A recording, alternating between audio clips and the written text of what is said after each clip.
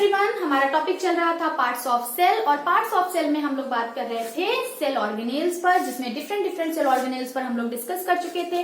Last video में मैंने endoplasmic reticulum पर डिस्कस किया था। आज उसी से रिलेटेड हम लोग कुछ और सेल ऑर्गेनेल्स के बारे में जानेंगे। हमारा सेल ऑर्गेनेल है नेक्स्ट गोल्जी बॉडी, लाइसोसोम और वैक्यूल। ठीक है, मैंने रिलेटेड क्यों बोला, क्योंकि ये जो सेल ऑर्गेनेल है ये आपस में सिमिलर काइंड ऑफ स्ट्रक्चर से बने हुए हैं। ट्यूब्यूलर फॉर्म जो हमारा स्ट्रक्चर था एंडोप्लाज्मिक रेटिकुलम का, उसी से रिलेटेड ये जो है सारे सेल ऑर्गेनेल क्या है, आपस में कनेक्टेड हैं। और आप कह सकते हैं कि एक ही तरह का ये क्या कर रहे हैं, काम को आगे बढ़ा रहे हैं। ऐसा भी हम कह सकते हैं, अगर मैं एग्जाम्पल देकर आपको बताऊं कि जैसे ये मान लीजिए कि ये फैक्ट्री है। ठीक है, फैक्ट्री की ये कुछ मशीनें हैं, कुछ यूनिट्स हैं जो कि डिफरेंट काम कर रही हैं। ठीक है, तो क्या काम कर रही हैं वो हम लोग आज यहाँ पर देखेंगे। ठीक है, तो ये जो हमारे सेल ऑर्गेनेल है जो कि आपस में इंटरकनेक्टेड है, इनका फंक्शन, इनका स्ट्रक्चर जो है वो आपस में इंटरकनेक्टेड है। कैसे इंटरकनेक्टेड है वो हम लोग देखेंगे। ये सारे जो इंटरकनेक्टेड है ये मिलकर एक सिस्टम बनाते हैं जिसको हम बोलते हैं एंडोमेम्ब्रेन सिस्टम भी कहते हैं। क्या कहते हैं? एंडोमेम्ब्रेन सिस्टम भी कहा जाता है। ठीक है, ये सारे सेल ऑर्गेनेल आपस में मिलकर क्या करते हैं, एक सिस्टम की तरह काम कर रहे होते हैं। और क्योंकि ये सिमिलर काइंड ऑफ स्ट्रक्चर से बने हुए हैं, ठीक है, इनका फंक्शन भी लगभग एक दूसरे से कनेक्टेड होता है। कैसे कनेक्टेड होता है? So without any delay let's start. बात हो चुकी थी हमारी एंडोप्लाज्मिक रेटिकुलम पर, वहीं से स्टार्ट करते हैं। ठीक है, क्योंकि हमारी बात हो चुकी थी इसलिए आगे समझना हमारे लिए क्या होगा, आसान होगा। जिसने मेरी प्रीवियस वीडियो नहीं देखी होगी वो प्रीवियस वीडियो पहले देख ले ताकि उसे आगे कोई कंफ्यूजन ना हो। ठीक है, हम लोग बात कर चुके थे एंडोप्लाज्मिक रेटिकुलम पर। ठीक है, एंडोप्लाज्मिक रेटिकुलम कैसी थी? एक न्यूक्लियस था। ठीक है, न्यूक्लियस की न्यूक्लियर मेम्ब्रेन से कनेक्टेड थी। ठीक है, न्यूक्लियस के न्यूक्लियर मेम्ब्रेन से कनेक्टेड कुछ इस तरह का स्ट्रक्चर था जिसको कि हम क्या कह रहे थे, ये इस तरह से कनेक्टेड थी जिसको हम बोल रहे थे एंडोप्लाज्मिक रेटिकुलम। ठीक है, ये फोल्डेड थी, किस किस चीज की बनी हुई थी? ट्यूब्यूलर्स फॉर्म थी, ट्यूब्यूल्स थे, सिस्टर्नी थी, वेसिकल्स थी। उन्हीं स्ट्रक्चर से निकलकर एक और सेल ऑर्गेनेल बन रहा है जिसे हम बोल रहे हैं गोल्जी बॉडी। ठीक है, तो गोल्जी बॉडी क्या है? गोल्जी बॉडी भी इसी तरह का एक स्ट्रक्चर है, इस तरह का, जो कि अरेंज है इस तरह से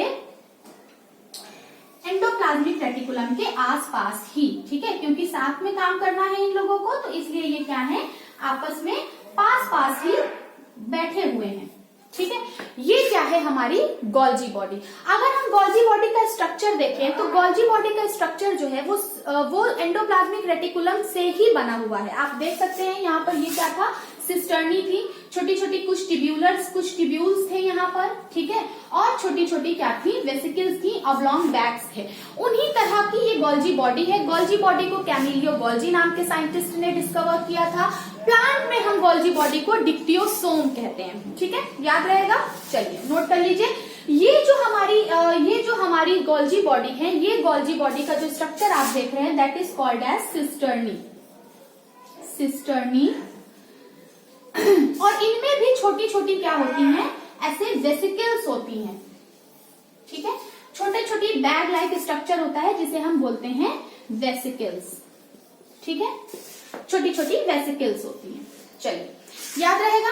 अब देखिए इनका काम क्या होता है। स्ट्रक्चर समझ में आ गया? स्ट्रक्चर, हाँ, स्ट्रक्चर की अगर हम बात करें तो हम देखेंगे कि यहाँ पर जो एंडोप्लाज्मिक रेटिकुलम में जो सिस्टर्नी थी वो ऐसे फोल्डेड थी, है ना। यहाँ पर सिस्टर्नी फोल्डेड नहीं है, यहाँ पर सिस्टर्नी क्या है, एक दूसरे के ऊपर पैरेलल अरेंज है, ऐसे एक दूसरे के ऊपर रखी हुई है, पैरेलल रखी हुई है। आप देख सकते हैं यहाँ पर फोल्डेड पैटर्न है उन्हीं ट्यूब्यूल्स का, यहाँ पर वही ट्यूब्यूल्स जो ऐसे खिंच गई है, उन्होंने अपने आप को स्ट्रेच कर लिया है और सिस्टर्नी बना लिया है। यहाँ पर सिस्टर्नी फोल्डेड है, पर यहाँ पर सिस्टर्नी क्या है, फोल्डेड नहीं है। यहाँ पर सिस्टर्नी एक दूसरे के ऊपर ऐसे पैरेलल अरेंज है। ठीक है, तो यहाँ पर एक पैटर्न बन जाता है और ये सारे पैटर्न को हम बोलते हैं सिस्टर्न। आप कह सकते हैं सिस्टर, मतलब जैसे ये जो सिस्टर्नी है ये सब एक दूसरे के ऊपर अरेंज है, तो ये अरेंज सिस्टर्नी को हम क्या बोलेंगे, सिस्टर्न बोलेंगे। ठीक है, और छोटी छोटी वेसिकल्स होती हैं। ये वेसिकल्स क्या करेंगी, जनरली कुछ ना कुछ, इस बैग लाइक स्ट्रक्चर है, ऑब्लॉन्ग बैग्स हैं, खिंचे हुए बैग हैं, स्ट्रेच बैग है, तो ये क्या करेंगे, ज्यादातर कुछ ना कुछ स्टोर करने का काम करेंगे।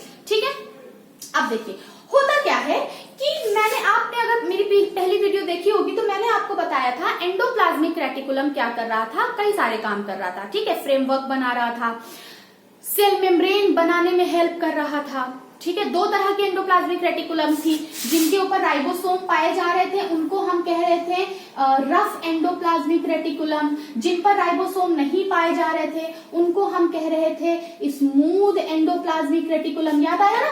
तो यहाँ पर आपने देखा था कि रफ एंडोप्लाज्मिक रेटिकुलम पर क्या थे, राइबोसोम थे, जिसकी वजह से वो क्या कर रही थी, प्रोटीन सिंथेसिस कर रही थी।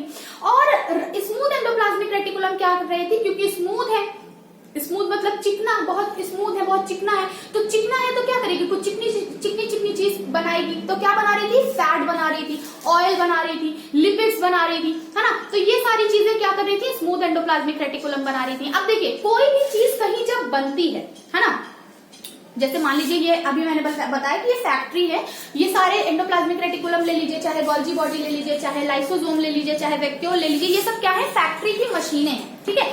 कोई भी प्रोडक्ट जब कहीं फैक्ट्री में बनता है तो बनते साथ ही थोड़ी ना बाजार में चला आता है बिकने के लिए। अरे वो बनता है, फिर उसका मॉडिफिकेशन होता है, फिर उसकी पैकेजिंग होती है, फिर अच्छे से उसको प्रेजेंट किया जाता है, फिर जाकर वो बाजार में बनने आता है। तो यहाँ पर भी कुछ ऐसा ही चल रहा है, ठीक है। यहाँ पर इस एंडोप्लाज्मिक रेटिकुलम में जो भी चीजें बन रही हैं, क्या बन रही है, जनरली क्या बन रहा है, यहाँ बन रहा है प्रोटीन, ठीक है, यहाँ बन रहा है डिफरेंट टाइप्स का प्रोटीन बन रहा है, यहाँ क्या बन रहे हैं, फैट बन रहा है, लिपिड बन रहा है। देखिए लिपिड, फैट और लिपिड ये क्या कर रहे हैं, स्मूथ एंडोप्लाज्मिक रेटिकुलम क्या बना रहा है, फैट और लिपिड बना रहा है। फैट और लिपिड क्या काम करेगा जाकर, अभी हमने बताया कि एंडोप्लाज्मिक रेटिकुलम सेल मेम्ब्रेन बनाएगा। सेल मेम्ब्रेन किसकी होती है, लिपिड और प्रोटीन की तो होती है, तो एंडोप्लाज्मिक रेटिकुलम बनाने का काम करेगा। लेकिन वहां तक पहुंचेगा कैसे, तो जहां पर जब भी कोई चीज बनती है, जब भी का वर्ड मतलब है मेरे, प्रोटीन, फैट, लिपिड, स्टेरॉइड ले लीजिए, और भी एग्जाम्पल ले लीजिए, स्टेरॉइड हो गया, है ना, प्रोटीन, डिफरेंट टाइप्स की प्रोटीन होती हैं, एमिनो एसिड्स होती हैं, जहां पर ये बना रहे होते हैं, ठीक है। तो यहाँ पर जितने तरह की चीजें बन रही होती हैं वो मॉडिफाइड होने कहाँ आती हैं, गोल्जी बॉडी में आती हैं, ठीक है। कैसे आएंगी समझिएगा, यहाँ पर बनना स्टार्ट, जब यहाँ पर ये चीजें बन जाती हैं, ये सारे केमिकल्स बन जाते हैं, तो यहाँ पर छोटी छोटी, हमने बताया था एंडोप्लाज्मिक रेटिकुलम में वेसिकल्स भी होती हैं, तो छोटी छोटी ऐसे वेसिकल्स बनती हैं, छोटी छोटी वेसिकल्स डेवलप होती हैं, उनके अंदर ये मटेरियल क्या हो जाते हैं, सेफ हो जाते हैं, स्टोर हो जाते हैं। फिर ये वेसिकल्स क्या होती हैं, एंडोप्लाज्मिक रेटिकुलम से टूट जाती हैं, ठीक है, टूट जाती हैं। टूटने के बाद ये वेसिकल्स मान लीजिए टूट गई, और टूटकर कहाँ आ गई, एंड गोल्जी बॉडी के ऊपर ऐसे आकर चिपक गई, ठीक है। गोल्जी बॉडी कहेगा आहा, इसे तुम्हारा ही तो इंतजार था, आ जाओ।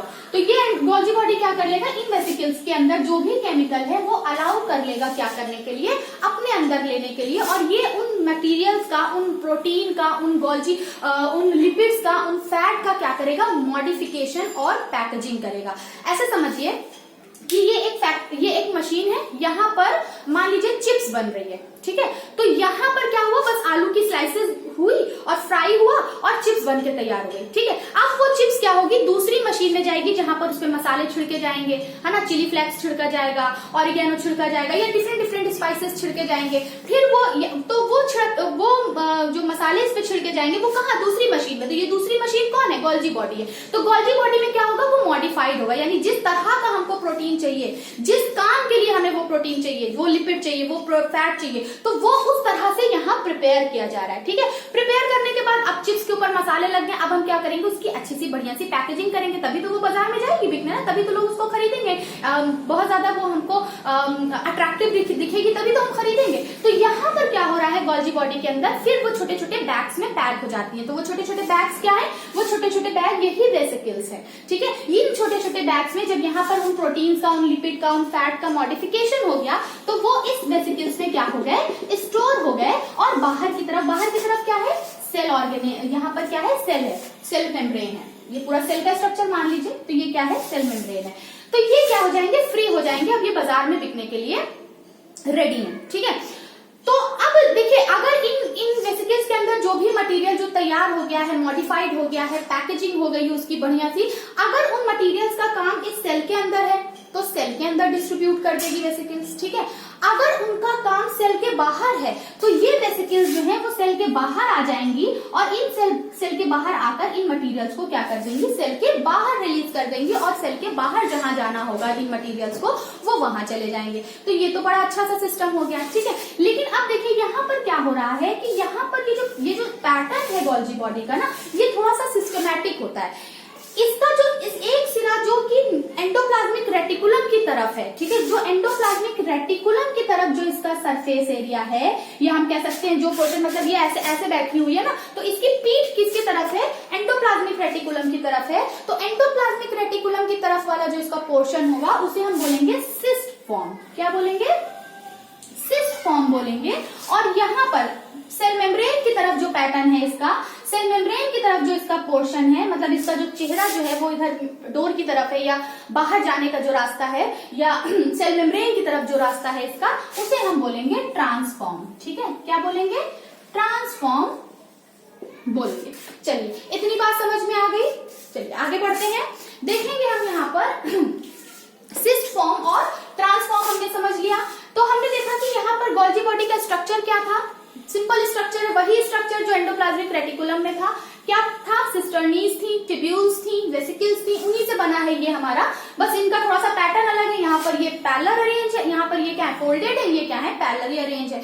फिर यहाँ पर जो भी सामान बन रहा है वो यहाँ पर आकर मॉडिफाइड हो रहा है, बढ़िया से पैकेजिंग हो रही है, बढ़िया रेडी टू यूज हो रहा है, ठीक है। फिर उसके बाद क्या होते हैं, कभी कभी क्या होती है, गोल्जी बॉडी का काम खत्म हो गया यहाँ पे। अब क्या होता है, कभी कभी कुछ वेसिकल्स जो होती हैं उनके अंदर कुछ स्पेशल, अगर आपको याद हो, मेरी पुरानी वीडियो आपने देखी होगी, नहीं देखी है तो फिर से मैं बोल रही हूँ, देख लीजिए। वहां पर मैंने बताया था कि एंडोप्लाज्मिक रेटिकुलम जो होती है वो जो भी प्रोटीन या जो भी लिपिड को सिक्रीट कर रही होती है वो समटाइम एंजाइम की तरह रिएक्ट करता है, ठीक है। तो यहाँ पर क्या होता है कि कभी कभी कुछ वेसिकल्स जो होती हैं वो ऐसे बैग लाइक स्ट्रक्चर बना लेती हैं। मैं इसको मिटाऊंगी नहीं ताकि आपको अच्छे से समझ में आए। वो क्या करते हैं, इस तरह का बैग लाइक स्ट्रक्चर बना लेते हैं, जिनको थोड़ा बड़े हो जाते हैं, थोड़ा बैग लाइक स्ट्रक्चर बना लेते हैं। बैग लाइक तो ये पहले से ही था।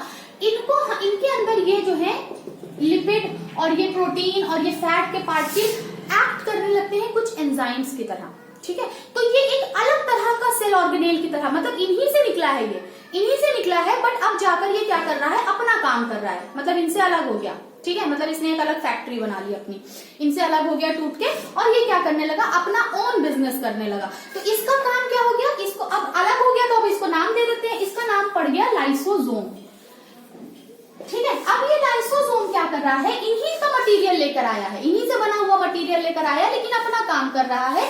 इसके अंदर जो अब ये जो मटेरियल था ये एक तरह के एंजाइम की तरह एक्ट करने लगेगा, इसको हम बोलेंगे लाइसोजाइम, ठीक है। जो एंजाइम होगा वो एंजाइम की तरह काम करने लगा, ठीक है। जो भी एंजाइम इसके अंदर होगा वो काम करेगा डाइजेशन का, ठीक है। एंजाइम है, चीजों को तोड़ने का काम करेगा।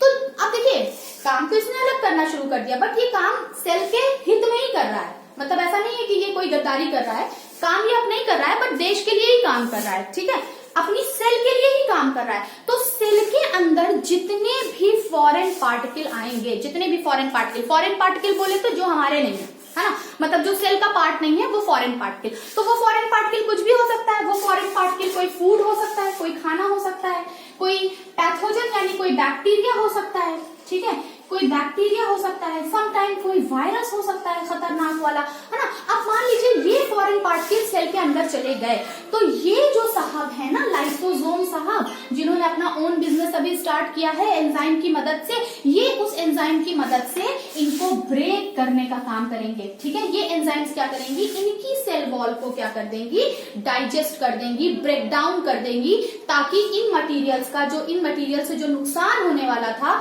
वो इस सेल को ना हो। तो समटाइम क्या होगा, बैक्टीरिया वायरस है तो इनको तोड़ देगी, इनकी सेल वॉल को तोड़ दो, वायरस के पास तो सेल वॉल होगी, सेल मेम्ब्रेन होगी नहीं, जो भी इसका प्रोटीन होगा उसको तोड़ दो, बैक्टीरिया के पास सेल वॉल सेल मेम्ब्रेन होगी उसको तोड़ दो, एग्जिस्टेंस खत्म हो जाएगा। कोई फूड पार्टिकल है तो उसको भी तोड़ दो, ताकि उससे मिलने वाला कोई न्यूट्रिशन हो वो हमारे फायदे में, मतलब हमारे फायदे का चीज होगा तो वो यूज हो जाए, ठीक है। तो लाइसोसोम क्या कर रहा है, यहाँ पर चीजों को ब्रेक करने का काम कर रहा है, फॉरेन पार्टिकल्स को। एक तरह से हम कह सकते हैं कि ये सेल के अंदर डाइजेशन का काम कर रहा है, ठीक है। तो बढ़िया काम है, कोई भी बाहर का फॉरेन पार्टिकल आ गया, लाइसोसोम क्या कर देगा, बैठा हुआ है, लाइसोसोम जाएगा धड़ धड़ धड़ धड़ धड़ धड़ सबको क्या करेगा, उड़ा देगा, अपना एंजाइम से क्या कर देगा, अपने एंजाइम की मदद से डाइजेस्ट कर देगा। लेकिन कभी कभी क्या होता है, ये बड़ा खतरनाक हो जाता है। इसके अंदर जो लाइसोजाइम है ये बहुत ही खतरनाक एंजाइम होता है, जो भी एंजाइम इसके अंदर है वो बहुत खतरनाक होता है। कभी कभी ये लाइसोजाइम क्या हो जाते हैं, सॉरी ये लाइसोसोम क्या हो जाते हैं, फट जाते हैं। तो ये जब ये पूरे सेल में जब फैल जाते हैं तो ये अपनी ही सेल को क्या कर देता है, डैमेज कर देता है। अपनी ही सेल की सेल वॉल को, सेल मेम्ब्रेन को क्या करता है, डाइजेस्ट, क्योंकि भाई एंजाइम को तो देखिए लाइसोसोम को तो पता है क्या डाइजेस्ट करना है, बट इसके अंदर जो एंजाइम है उसे नहीं पता, उसका तो काम है बस डाइजेस्ट करना, तो कहीं भी जाएगा डाइजेस्ट ही कर देगा। तो अगर ये मान लीजिए कभी कभी क्या हो जाते हैं, फट जाते हैं, तो ये सेल वॉल को, सेल मेम्ब्रेन को ही क्या कर देते हैं, डैमेज कर देते हैं और दूसरे भी सेल ऑर्गेनेल्स को डैमेज कर देते हैं, जिसकी वजह से सेल हमारी क्या हो जाती है, बर्स्ट हो जाती है, सेल ही खत्म हो जाती है। इसीलिए कभी कभी हम लोग लाइसोसोम को सुसाइडल बैग भी कहते हैं। सुसाइड करवा, मतलब सेल को ही खत्म करवा दिया ना, खुद भी खत्म हो गया, मतलब एक तरह का टेररिस्ट है, फट गया जाके बॉम्ब बांध के, है ना। तो ये क्या हो गया, खुद भी फट जाता है और साथ ही साथ आसपास के जितने लोग होते हैं उनको भी डैमेज कर देता है। तो एक तरह का ये सुसाइडल बॉम्ब होता है, सुसाइडल बॉम्ब तो नहीं कहेंगे, सुसाइडल बैग होता है जो कि सुसाइड करने का भी काम करता है, लेकिन अच्छा काम भी करता है। कभी कभी जब प्रोलॉन्ग स्टार्वेशन चलता है, बहुत समय तक जब सेल को खाना नहीं मिल रहा होता है, भाई स्टार्वेशन की कंडीशन आ जाती है, जैसे हम लोगों ने कभी फास्टिंग रख ली या किसी भी रीजन से खाना नहीं मिल रहा है, सेल तक भी नहीं पहुंच पा रहा है कोई भी ग्लूकोज का पार्टिकल, तो जितने भी स्टोर ग्लूकोज होते हैं सेल के पास, सेल क्या करती है, बहुत समझदार होती है, थोड़ा थोड़ा खाना वो बचा कर रखती है। कैसे बचाकर, कहाँ बचाकर रखती है, अभी वो आगे हम लोग यही देखने वाले हैं। तो सेल के अंदर जो भी कार्बोहाइड्रेट, जो भी फैट के पार्टिकल स्टोर होते हैं ना, ये उनको भी डाइजेस्ट कराकर कहता है पहले एनर्जी दो, पहले सेल को मरने से बचाओ, तब आगे काम करो, ठीक है। तो प्रोलॉन्ग स्टार्वेशन में भी ये क्या करता है, हेल्प करता है। तो बड़ा काम का सेल ऑर्गेनेल है, ठीक है। फिर कभी कभी क्या होता है बच्चों, अगर मैं इसको मिटा दूं तो चलेगा, बुरा तो नहीं मानेंगे, कोई बात नहीं, चलिए फिर से बना देंगे। कभी कभी यही वेसिकल्स जो हैं वो क्या होते हैं, थोड़ा बड़े हो जाते हैं, बड़े साइज के हो जाते हैं और क्या बना लेते हैं, ऐसे बड़े बड़े साइज के बन जाते हैं, ऐसे बड़े बड़े हो जाते हैं और क्या बना लेते हैं, कोई इनका पर्टिकुलर शेप नहीं होता है, ऐसे बड़े बड़े बैग बना लेते हैं जिनको हम बोलते हैं वैक्यूल, ठीक है। क्या बोलेंगे बच्चों, वैक्यूल बोलते हैं इनको, ठीक है। देखिए वैक्यूल क्या है, सिंगल मेम्ब्रेन है, ठीक है, सिंगल मेम्ब्रेन है, इनकी मेम्ब्रेन को हम बोलेंगे टोनोप्लास्ट। क्या बोलेंगे, टोनोप्लास्ट बोलेंगे। अब ये बड़े बड़े बैग हैं, तो बड़े बड़े बैग जनरली, अगर आप लोग को याद होगा मैंने एनिमल सेल और प्लांट सेल में डिफरेंस भी बताया था, तो एनिमल सेल के अंदर क्या होता है, ये जो वैक्यूल है ना, छोटी छोटी होती है, छोटी छोटी होती हैं और टेम्परेरी होती हैं, मतलब जब जरूरत होगी तब बन जाएंगी, जब जरूरत नहीं होगी तो खत्म हो जाएंगी। लेकिन प्लांट सेल में क्या होता है, प्लांट सेल ज्यादा फूड बनाता है, फोटोसिंथेसिस कर रहा है ना, आपने याद करिए मेरी पिछली वीडियो में आपने क्लोरोप्लास्ट पढ़ा है, क्लोरोप्लास्ट क्या कर रहा है, ढेर सारा ग्लूकोज बना रहा है। इतना ग्लूकोज प्लांट यूज नहीं कर पाता क्योंकि उसको कहीं जाना नहीं है, तो सारा का सारा ग्लूकोज स्टार्च के फॉर्म में और ग्लाइकोजन के फॉर्म में क्या कर लेता है, स्टोर करता है। तो प्लांट के अंदर इतना स्टोरेज होगा कहाँ, कोई वेयर हाउस तो चाहिए ना हमें, कोई स्टोर हाउस, कोई स्टोर रूम, कोई वेयर हाउस या कोई स्टोर हाउस हमको चाहिए जहां पर हम ये सारी चीजें स्टोर कर सकें। तो यहाँ पर प्लांट सेल के अंदर ये वैक्यूल क्या करती है, स्टोरेज का काम करती है। क्या करती है बच्चों, ये वैक्यूल क्या कर रही हैं, स्टोरेज का काम कर रही है, ठीक है। तो देखिए प्लांट सेल में ये परमानेंट होती है, प्लांट सेल में परमानेंट होती है और बड़े साइज की होती है, ठीक है। इवन आप कह सकते हैं कि प्लांट सेल में 90% पार्ट जो होता है सेल का वो वैक्यूल ही कवर कर लेती हैं। अच्छा आपको याद होगा तो मैंने आपको बताया था कि जैसे मान लीजिए ये सेल है, ठीक है, अगर ये सेल है, ठीक है, सेल है, ये न्यूक्लियस है, ठीक है, ये सेल है, ये सेल का न्यूक्लियस है, ठीक। चलिए तो सेल, अगर ये एनिमल सेल है, ठीक है, तो यहाँ पर क्या है, छोटी छोटी सेल वैक्यूल्स पाई जा रही हैं, ऐसे छोटी छोटी सेल वैक्यूल्स हैं, जब जरूरत हुई बन गई, जब जरूरत नहीं थी ये खत्म हो गई, ठीक है, टेम्परेरी में। पर अगर ये प्लांट सेल, अगर मैं सेल वॉल भी बना लूं तो अब ये क्या हो गई, प्लांट सेल हो गई। प्लांट सेल में जो होती है बड़ी बड़ी वैक्यूल्स होती हैं और इतनी बड़ी वैक्यूल होती हैं, न्यूक्लियस कहाँ होता है, सेंटर में होता है, बताया था मैंने। तो ये न्यूक्लियस को ही शिफ्ट कर देती है, न्यूक्लियस को इधर सरका देती है, कहती है भाई थोड़ा रास्ता दे दो हमको, थोड़ा जगह दे दो, प्लीज प्लीज प्लीज थोड़ा जगह दे दो, और न्यूक्लियस को ही क्या कर देती है, शिफ्ट कर देती है और खुद पूरी जगह लेकर बैठ जाती है, इतनी बड़ी होती है। क्या काम कर रही है ये, स्टोरेज करने का, इनकी मेम्ब्रेन को हम क्या कह रहे हैं, टोनोप्लास्ट कह रहे हैं। तो दो काम है, एक तो ये जो वैक्यूल है, ये वैक्यूल क्या करता है, इसके अंदर सेल सैप भरा होता है, लिक्विड इसका अपना खुद का भी लिक्विड होता है, जिसकी वजह से सेल को एक टर्जिडिटी मिलती है। सेल क्या होती है, फुली फुली सी दिखती है, मतलब टर्जिड होती है, ठीक है, स्ट्रेच होती है मैक्सिमम।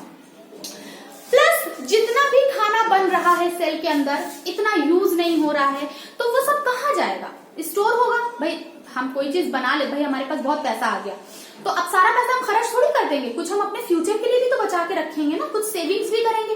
तो सेल भी उसी पैटर्न पर काम कर रही है, बहुत सारी चीजें अपने अंदर बना रही है, सिक्रीट कर रही है, लेकिन सब यूज नहीं कर रही है, कुछ फ्यूचर के लिए क्या कर रही है, स्टोर कर ले रही है। तो वो स्टोर होने का काम कहाँ हो रहा है, इस वैक्यूल के अंदर हो रहा है, ठीक है। तो देखा, ये सारी क्या है, आपस में इंटरकनेक्टेड है, एक तरह से आप देखिए सब इंटरकनेक्टेड है। वही सिस्टर्नी है, वही वेसिकल्स है, कुछ वेसिकल सिस्टर्नीज ने क्या कर लिया, गोल्जी बॉडी बना लिया, मॉडिफिकेशन करने लगी। कुछ छोटी छोटी वेसिकल्स थी जिन्होंने अपना बिजनेस अलग कर लिया, वो क्या कह रही हैं, अब हम डाइजेशन करेंगे, अब हम सेल के अंदर डाइजेस्ट करने का काम करेंगे। इन्होंने कहा, ये कुछ वेसिकल्स थी जो बड़ी हो गई, इन्होंने कहा हम अपना भाई हम भी अपना बिजनेस अलग कर लेंगे, हम क्या करेंगे, स्टोर करने का काम करेंगे। तो ये सारे जितने भी हमने पढ़े, एंडोप्लाज्मिक रेटिकुलम है, गोल्जी बॉडी है, लाइसोसोम है, सेल्यूल और ये वैक्यूल है, ये सब आपस में क्या है, आप इंटरकनेक्टेड है, ठीक है। एक छोटा सा और सेल ऑर्गेनेल बच रहा है, वो भी मैं यहाँ पर बता देती हूँ, फिर हमारा सेल का जो जितने भी सेल ऑर्गेनेल्स थे और पार्ट्स ऑफ सेल था आज कंप्लीट हो जाएगा।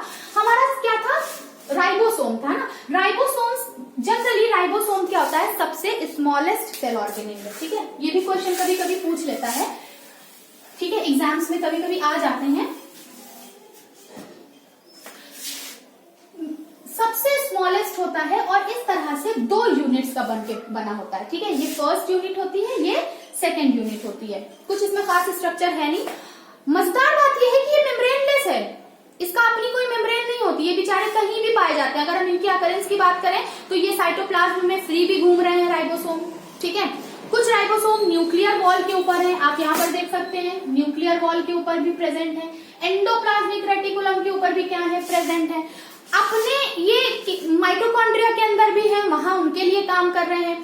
क्लोरोप्लास्ट के अंदर है, उनके लिए भी काम कर रहे थे। इनकी कोई अपनी पर्टिकुलर जगह नहीं होती, क्यों, क्योंकि बहुत छोटे हैं, सबसे स्मॉलेस्ट सेल ऑर्गेनेल है और मेम्ब्रेनलेस है, कोई मेम्ब्रेन भी नहीं है, तो बेचारा इधर जहां तहां इधर उधर पड़ा होता है, लेकिन काम बहुत बढ़िया कर रहा होता है। क्या काम कर रहा होता है, प्रोटीन कर रहा होता है। ये इसकी अपनी ओन फैक्ट्री है, मतलब ये इसने अपनी कोई किसी को अपनी फ्रेंचाइजी दी नहीं है, ये क्या कर रहा है, खुद प्रोटीन बना रहा है। कह रहा है ठीक है, तुम्हें प्रोटीन चाहिए, ले चलो हमको साथ में, ठीक है। ये जाएगा अपनी मशीन, वहां खुद अपने आप को अपनी मशीन लगा देगा और क्या करेगा, प्रोटीन बनाएगा। जिस भी सेल ऑर्गेनेल को प्रोटीन चाहिए, ये कहेगा भाई हमें ले जाओ, हम वहां जाकर प्रोटीन बनाएंगे। बहुत सिंपल काम है। ये क्या कर रहा है, प्रोटीन सिंथेसिस का काम कर रहा है, प्रोटीन सिंथेसिस। तो यहाँ पर हम लोगों ने देखा बच्चों की डिफरेंट सेल ऑर्गेनेल्स जो है वो अलग अलग फंक्शन कर रहे हैं। अब आप इमेजिन करिए, अब आप सारी बातों को एक साथ ले आइए, ठीक है। एक सेल है, सेल मेम्ब्रेन, अगर प्लांट सेल है तो सेल वॉल भी है, ठीक है। उसके अंदर एक न्यूक्लियस है, एक मास्टर साहब बैठे हुए हैं जो सबको इंस्ट्रक्शन दे रहे हैं, जेनेटिक मटेरियल कंटेन करके बैठे हुए हैं। डिफरेंट सेल ऑर्गेनेल है, माइटोकॉन्ड्रिया एनर्जी बना रहा है, क्लोरोप्लास्ट है, प्लास्टिड्स है, क्या कर रहा है, पिगमेंट्स दे रहा है, क्लोरोप्लास्ट है, फूड बना रहा है, इंडोप्लाज्मिक रेटिकुलम डिफरेंट चीजें बना रही है, लाइसोसोम, गोल्जी बॉडी, वैक्यूल, सब एक तरह की यूनिट है। मतलब सेल, एक अकेली सेल ही हमारी एक यूनिट है, लेकिन सेल के अंदर भी बहुत सारी छोटी छोटी सब यूनिट्स हैं जो कि आपस में स्पेशल टाइप के फंक्शन कर रही हैं। और इस तरह से एक सेल क्या करती है, अपनी पूरी लाइफ अलग अलग फंक्शन करके परफॉर्म करती है, ठीक है। समझ में आया अच्छे से, इंटरेस्टिंग था ना। तो यहाँ पर हमारा सेल वाला जो टॉपिक था कंप्लीट हो गया। अब हम लोग आगे चलेंगे कि सेल किस तरह से डिवाइड होती है, सेल डिवाइड होकर क्या करती है, आगे कैसे अपनी लाइफ, भाई एक सेल है वो उसने अपनी पूरी लाइफ जी ली और जीने के बाद वो आगे क्या हो जाएगी, 2 पार्ट में डिवाइड हो जाएगी। तो कैसे 2 पार्ट में डिवाइड हो जाएगी ये हम लोग देखेंगे नेक्स्ट वीडियो में, ठीक है। थैंक यू, मिलते हैं नेक्स्ट वीडियो में।